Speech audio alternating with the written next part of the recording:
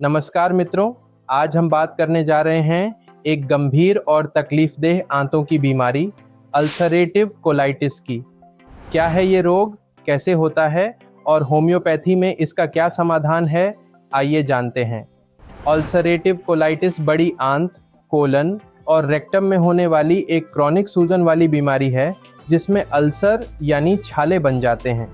यह रोग पाचन तंत्र को बुरी तरह प्रभावित करता है और जीवन की गुणवत्ता को घटा देता है। इस बीमारी का पहला चिकित्सीय उल्लेख 1859 में हुआ था। 20वीं सदी में इस पर शोध बढ़ा और इसे इन्फ्लेमेटरी बाउल डिजीज (IBD) की एक श्रेणी में रखा गया।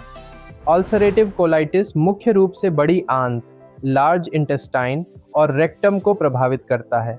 बड़ी आंत पाचन प्रक्रिया के अंतिम चरण में पानी सोखती है और मल बनाती है। एक स्वस्थ बड़ी आंत में म्यूकोसा की परत मल को नियंत्रित तरीके से बाहर निकालने में मदद करती है। जब यह परत सूज जाती है और उसमें अल्सर बनते हैं तो यह प्रक्रिया गड़बड़ा जाती है।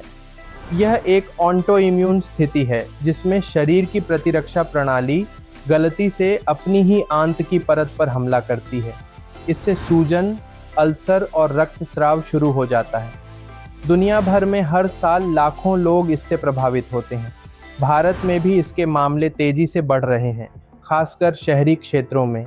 भारत में 10 में से लगभग एक व्यक्ति को किसी न किसी रूप में आंतों की सूजन से जुड़ी समस्याएं होती हैं।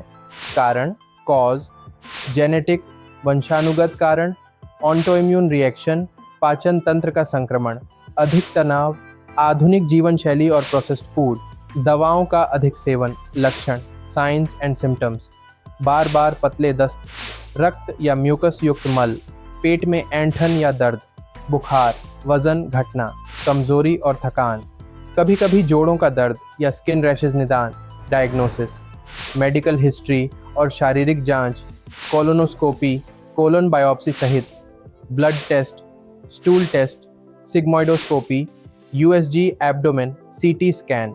यह रोग क्रॉनिक है यानी लंबे समय तक चल सकता है, लेकिन सही देखभाल और होम्योपैथिक इलाज से इसे नियंत्रित किया जा सकता है। कई रोगियों को लंबे समय तक रेमिशन यानी लक्षण मुक्त जीवन मिलता है। कॉम्प्लिकेशंस: भीषण रक्तस्राव, पाचन तंत्र का छिद्र होना, डिहाइड्रेशन, कोलन कैंसर का खतरा, एनीमिया, रोकथाम, प्रिवेंशन।